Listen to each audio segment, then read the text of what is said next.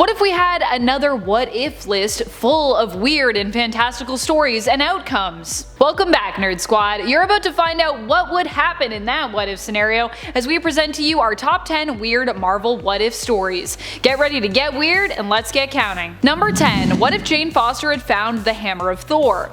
This one isn't so strange for the premise, but it's more bizarre because of where the premise took us in the end. This is a story we've also seen adapted to the main continuity, though fortunately it does not quite share this same ending, which I'm pretty happy about, to be honest. Jane ends up finding the Hammer of Thor and becoming the goddess of storms, taking up the mantle Thordis. Lady Sif, missing Thor, ends up finding and falling in love with Donald Blake, who is later revealed of course to be the true Thor when Odin asks Thordis to return his hammer to him. As thanks for her service, however, Odin makes Jane a goddess. However, as Jane was in love with Donald, who is now Thor, and is in love with Lady Sif, her heart is broken and she has to be returned to her mortal self because of this. But Odin has a better solution and proposes to Jane, who agrees, to marry him, and then they all live happily ever after. With Jane finding that those very qualities she both admired and loved in the mortal Don Blake are also to be found in the father of immortal Thor. My goodness. That's a very strange ending to that story.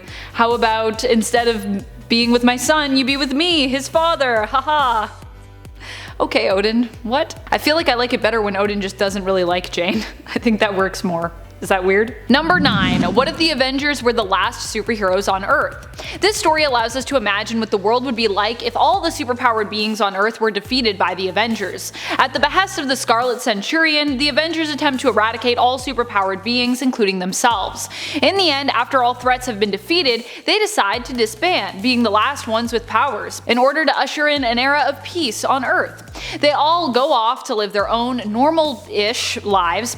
Thor returns to Asgard, Tony returns to being a billionaire playboy in Las Vegas, only to realize that it doesn't really bring him any joy and actually considers entering into politics. And Janet Van Dyne and Hank Pym actually seem to find quite a bit of happiness, going off and getting married and focusing on their time with one another, which is kind of sweet. I guess if they weren't superheroes it would work out pretty well for them. Scarlet Centurion does return to threaten Earth and forces the Avengers to come together one more time, but after defeating him, they once again go their separate ways back into retirement. And they also kind of question, like, if being a superhero is actually a bad thing, because does it create more problems than it solves? Just a quick reminder, if you love these what if lists, I personally love bringing them to you because these stories are amazing. Be sure to show us that love by giving this video a thumbs up, sharing, commenting, subscribing, all the things. Number 8. What if the Gamma Bomb spawned 1,000 Hulks? This story comes to us from volume 2 of the What If series that started back in 1989.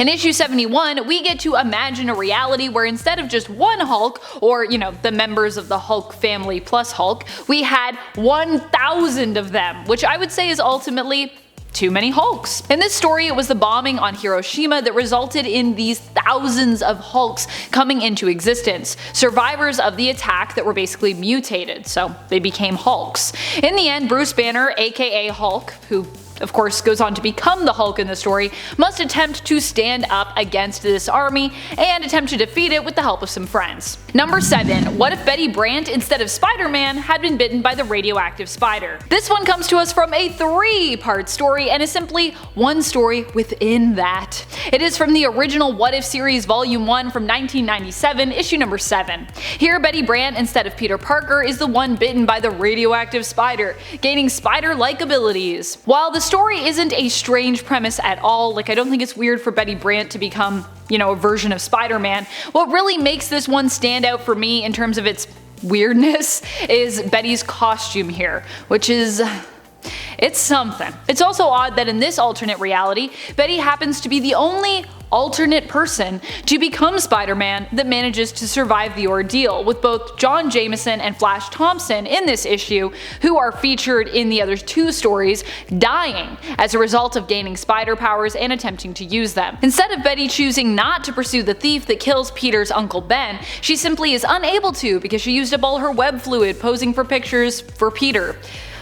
Which is a whole other thing. But also, wait, can't you just go after them anyways? Don't you have superpowers? It doesn't matter that your web fluid is gone. Anyways, she still blames herself for Uncle Ben's death and decides to quit being Spider Lady, which I think is a little harsh. I feel like she wasn't really super responsible for that, but I guess she could have gone after him.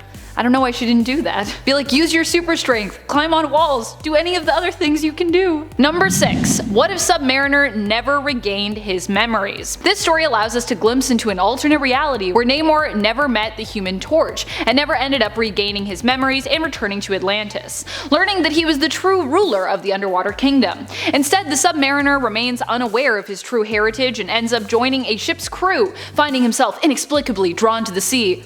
I wonder why. The captain of the ship, Namor's friend McCandless, ends up being mutineered against and goes overboard while injured when he believes they found the lost entrance to the center of the earth. Namor, or Mr. Smith as he's known, follows after him and ends up being retrieved from the ice-cold water by Inuits later on. They end up worshipping Namor as the Lord of the Frozen Sea, along with Frozen Captain America, who they worship as the Lord of the Frozen Ice. And Namor's like, I guess this is my life now, and I'm pretty good with it. So I guess it all worked out in the end, and now he just gets to be the Lord of the Sea really far up north where it's cold.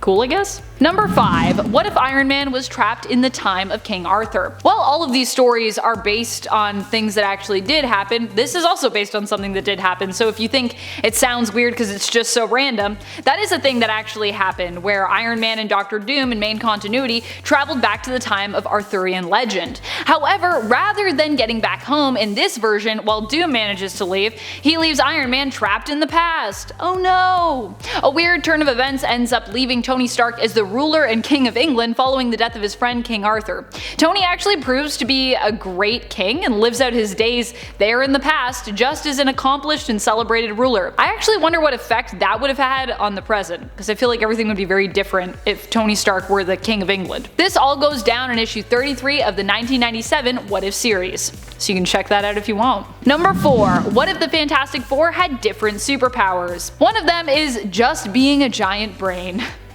It's true. Actually, overall, these powers feel very Doom Patrol meets X-Men in my opinion. In this alternate story, when subjected to cosmic radiation, the FF get completely different powers than what each member has in main continuity. Johnny becomes a robot, Ben gets dragon-like wings, Reed is just a disembodied brain, admittedly not a very great power, and Sue ends up with the least original powers, getting Reed's old powers instead, the ability to stretch her body like Taffy or Silly Putty. Really, I feel like Sue always gets sort of like the worst part of these stories whenever she's in a what if. Hers are always so like quick or just so kinda lame, and I'm like, dang, why doesn't Invisible Woman get some cool stuff? I think she was still Invisible Girl at this time though, maybe that's why. Number 3. What if Aunt May instead of her nephew Peter had been bitten by that radioactive spider? This story reimagines what would have happened if once again it was not Peter Parker who received the fateful radioactive spider bite, but instead was his elderly Aunt May. This is from a humor issue, so you know it's gonna be weird and you know it's gonna be great. And it is. Aunt May here ends up getting bit after realizing that Peter had left his lunch at home on the day he and his class were meant to visit the exhibit at the Science Institute. And if you're like, Amanda, it's not called the Science Institute. Seriously, if you go to this issue, that is what is written on the building in the Science Institute. Of what? We don't know. She successfully delivers the forgotten lunch to Peter, cottage cheese and mashed string beans, but ends up feeling unwell on her way home, and finds that she has developed superpowers. She makes her own costume, becoming Spider-Man, and ends up facing off in this story with the ridiculous villain, Leapfrog. Because that's just how it goes. Number 2. What if the Fantastic Four all had the stretching powers of Mr. Fantastic? Oh boy, I love this issue because we get 4 stories where we get to imagine what it would be like if multiple members of the FF shared basically the same powers. And in the one where they all get stretching powers, they just never end up becoming the Fantastic Four because their collective power is just considered, well, kinda lame.